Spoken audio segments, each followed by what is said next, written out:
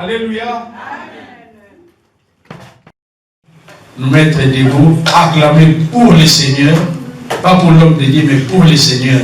Mettons-nous debout et acclamons pour le Seigneur.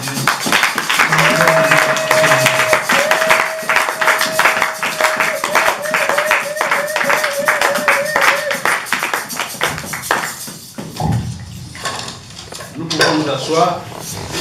J'espère que chacun de nous a son arbre avec lui, la Bible.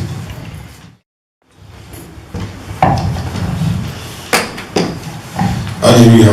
Amen. Je te salue dans le nom puissant de Jésus-Christ, notre Seigneur et Sauveur.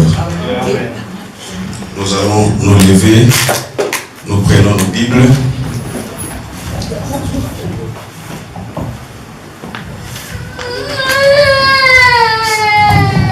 Nous allons lire dans le livre de Jacques et de Juge, s'il vous plaît.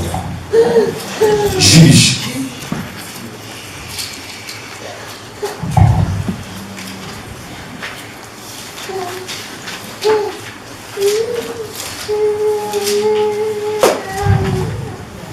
Nous prenons le chapitre 11.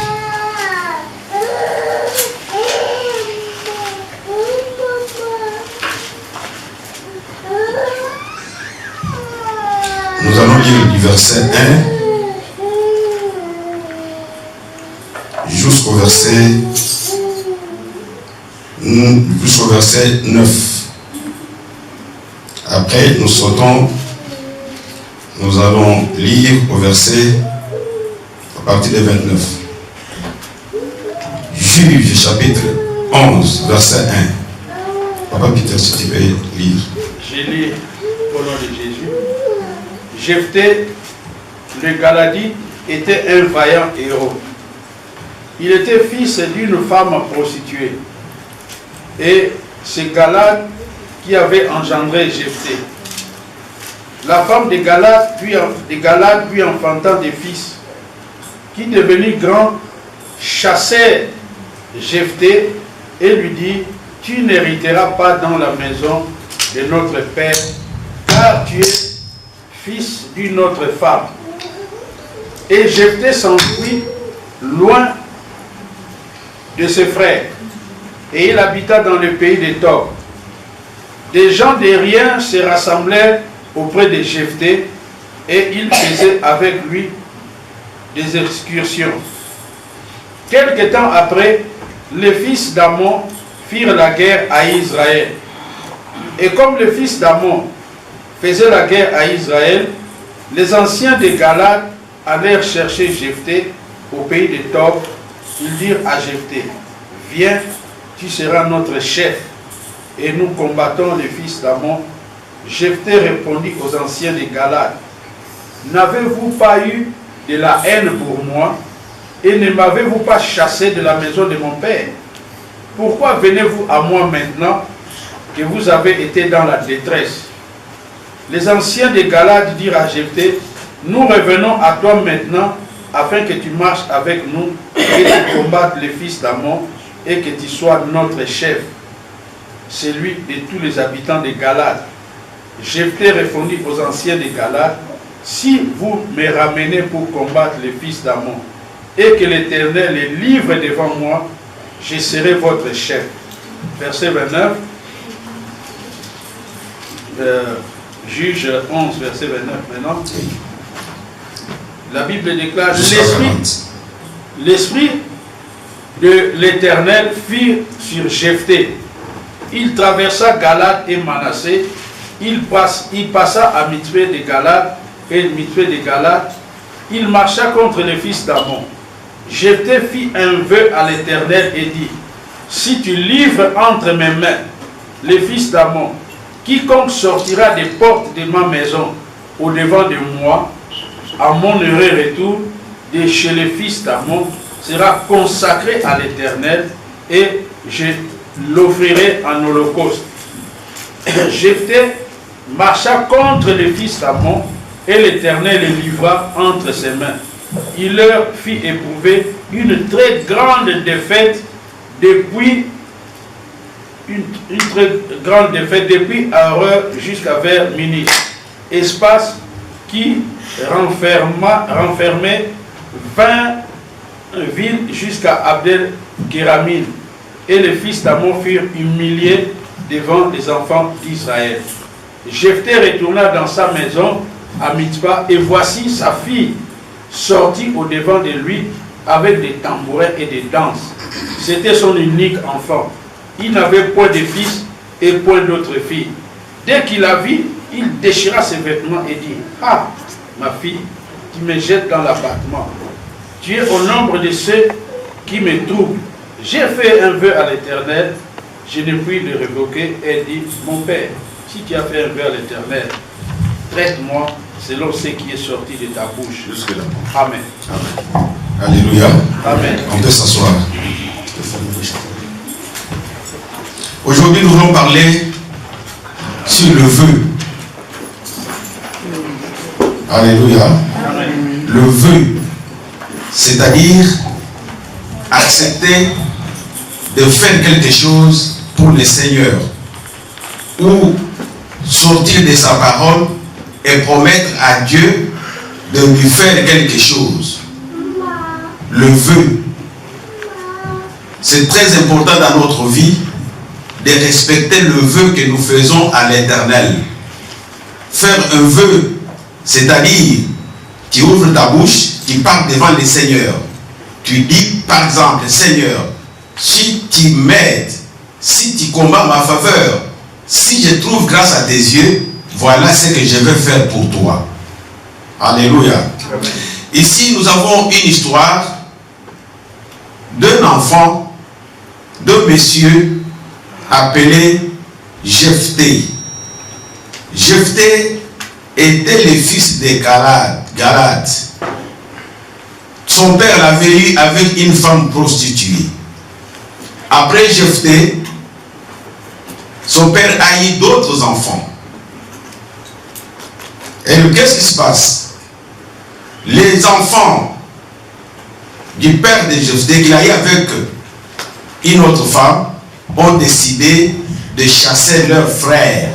Ils ont eu de la haine contre lui parce que lui était l'enfant d'une femme prostituée. Alléluia. Amen. On l'a rejeté. On ne l'a pas considéré. Par rapport à son rang social, par rapport à son origine. C'est-à-dire, Jephthé était d'une origine de la prostitution de son père. Et les enfants légitimes n'ont pas supporté qu'il reste avec lui. On l'a chassé de son père, il est parti se débrouiller ailleurs. Un enfant rejeté. Un enfant qui n'a pas eu de l'importance. Peut-être tu es rejeté, peut-être dans ta famille, on voit que tu ne vaux rien, on te dit peut-être que tu n'avanceras pas. Mais le Seigneur, qui a des meilleurs projets pour toi, a déjà préparé ce que tu deviendras. Alléluia. Amen. Ce que tu es, c'est ce que l'Éternel a dit. Tu ne seras pas ce que les hommes déclarent. Quand on l'avait chassé, on croyait qu'il sera un homme de rien, qu'il sera peut-être un mendiant, il sera quelqu'un qui ne vaudrait rien dans la vie. Mais l'Éternel était avec lui. Ici, la parole dit que Jephthé était devenu un grand héros. Quand on parle des héros dans la Bible, c'est un homme fort, un homme qui remporte des victoires contre les ennemis. Il est allé se réfugier quelque part. Quand on te chasse de ton pays, tu es un réfugié, c'est-à-dire que tu vas habiter dans un autre pays où tu n'as personne, où tu n'as pas de famille, où tu vas te débrouiller toi-même, où tu recommences ta vie, même si ton père était un riche. Alléluia. Jephthé a commencé une nouvelle vie alors seul. Mais sa grâce, l'Éternel était avec lui. Bien aimé, que tout le monde te refuse, que tout le monde te rejette, mais que le Seigneur soit avec toi. Amen. Si tu es avec le Seigneur, même si toute la famille est contre toi, toi avec le Seigneur tu seras victorieux. Amen. Parce que le Seigneur ne combat pas pour la multitude, mais il combat avec quelqu'un dont le cœur est disposé à recevoir sa parole. Cet homme est parti. Il pleurait. C'est la même manière que Joseph était parti, banni par ses frères. Si on te chasse, c'est-à-dire on voudrait même que tu meurs. On n'a pas besoin de toi. Mais le Seigneur était avec lui dans le pays étranger. Voilà ce qui arrive. il a rassemblé auprès de lui des gens de rien. La Bible dit bien, les gens de rien sont venus vers lui. Peut-être les gens avec qui tu marches, on ne les considère pas. Ce sont des gens qui n'ont même pas de moyens. Ils n'ont pas même étudié. Ils ne peuvent rien. On les déconsidère. Mais parce qu'il est aux alentours de toi, toi qui as Dieu, ces gens qui sont avec toi deviendront aussi plus forts comme toi. Alléluia. Parce qu'ils ont confiance en toi. Quand ils ont confiance en toi, ils ont confiance en ton Dieu. Pendant qu'ils te font du bien, ils font du bien au Dieu d'Israël. Ils ont reçu Jephthé dans leur pays. C'est-à-dire, l'endroit où Jephthé devait rester, la bénédiction de l'Éternel devait l'accompagner et accompagner aussi son entourage. La parole dit, avec les gens qui se sont rassemblés, ils faisaient des excursions, ils sautaient, ils remportaient, il était devenu un grand héros. Son pays a été attaqué. Les ennemis sont venus attaquer son pays, alors que lui n'était même plus connu parce qu'il n'a pas grandi dans ce pays-là. Mais les anciens savaient que Galaad avait un fils qui s'appelle Jephthé et que Jephthé a été rejeté par ses frères. Ils ont appris que Jephthé était devenu très fort. Alléluia. Je voudrais seulement retracer l'histoire pour arriver à notre sujet qui est le vœu. Les anciens ont dit, mais nous sommes attaqués, nous n'avons personne qui peut nous sauver. Mais Jephthé est notre fils, même s'il a grandi à l'extérieur, mais il est notre fils. C'est comme le Congo compte sur des millions de ses enfants qui vivent à l'extérieur, qu'on appelle la diaspora. Et aussi beaucoup de pays africains pensent à leurs frères qui vivent à l'extérieur, où ils apprennent de nouvelles technologies, où ils ont de l'expérience sur les entreprises. Ils pensent qu'un jour, ils reviendraient pour construire le pays. Alléluia. Donc ce sont les anciens qui sont souvenus. Non, on avait un enfant ici, il s'appelait Jephthé, mais nous apprenons qu'il est devenu héros. Allons le chercher. Les anciens sont partis. Ils ont trouvé Jephthé. Ils disent, Jephthé, nous sommes venus vers toi. Viens avec nous. Viens sauver notre nation. Jephthé dit, non, vous m'avez chassé, je ne peux plus revenir. Je ne veux pas d'importance. L'enfant d'une femme prostituée. Qu'est-ce que je vaux dans votre pays juste où il y a des enfants légitimes? Je ne vaux rien. Je ne viens pas. Ils disent, non, viens. Tu seras notre chef. Alléluia. Ils font des élections à l'étranger. Viens. Tu seras notre chef. Lui, oui, je viens avec vous. Mais jurez-moi devant l'Éternel, devant Dieu, que quand je serai avec vous, quand je combattrai, quand je vaincrai, je serai votre chef. Il te dit, ok, devant Dieu, viens, tu seras notre chef. Alléluia. Il est parti. Bien aimé, la parole de nous dit, il a pardonné. Il a oublié tout ce qu'on lui a fait. Pour son pays, il est reparti. Il est parti pour sauver ses frères en détresse. Mais avant d'aller à la guerre, c'est là que notre enseignement commence. Il dit, Seigneur mon Dieu, je vivais à l'étranger, tu me fais retourner dans mon pays. Et tu permets que j'aille combattre les Ammonites qui s'opposent à mon pays. Je te demande, mon Dieu, donne-moi la force, que je sois victorieux. Si je pars, je retourne avec la victoire et en paix, je vais te faire un sacrifice. Quel est ce sacrifice? Tout ce qui sortira devant moi à mon retour, hommes, femmes, enfants ou bêtes, je vais les consacrer en sacrifice pour toi, en holocauste. Dieu écoute, bien aimé. Toutes tes paroles que tu prononces, le Seigneur les écoute. Toutes les promesses que tu fais à Dieu, il sait. Et il va agir selon que tu lui as demandé. Bien aimé, si tu sais qu'il n'y a rien pour rien. Alléluia. Amen. Le Seigneur t'a créé pour un but. Pourquoi? Pour que tu l'adores. Alors il a besoin que tu sois en bonne santé pour que tu le glorifies. Que tu sois en bonne santé pour que tu le serves. Et ce n'est pas pour rien.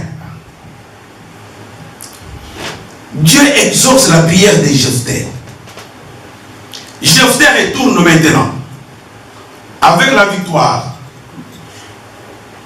En entrant dans son village, c'est sa fille qui apprend que son père a vaincu les ennemis. Sa fille sort avec joie pour accueillir son père, pour se réjouir avec son père, pour dire, papa, tu es un héros, merci parce que tu as délivré le pays. Alléluia.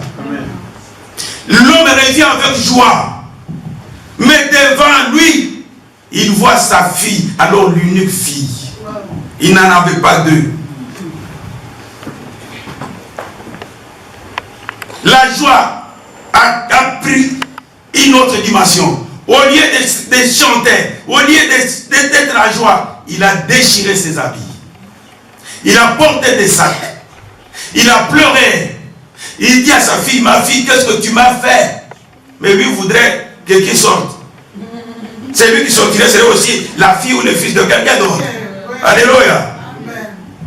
Lui croyait que ce sera une bête, ça sera un autre enfant, ça sera une autre personne qui sortirait pour qu'il les livre comme sacrifice à Dieu. Dieu dit oui, j'ai écouté ta prière, mais voilà ce que je vais faire. Ta fille unique sortira devant toi. Jephthé pleure. Il dit, ma fille, qu'est-ce que tu m'as fait? La fille dit, mais qu'est-ce qui se passe? Moi, je viens t'accueillir. C'est comme d'habitude. Quand tu reviens, je vais t'embrasser. C'est qu'un enfant, quand il voit sa mère venir, ou son père, il revient d'un voyage, il revient de la guerre, il vient faire l'accueillir. Papa, qu'est-ce qui se passe? Papa dit, mais ma fille, moi j'avais fait un vœu à l'Éternel. La fille lui donne la paix. Alléluia. Est-ce qu'il y a une fille qui peut donner la paix à sa mère, à son père? Est-ce qu'il y a quelqu'un qui peut donner la paix à son frère?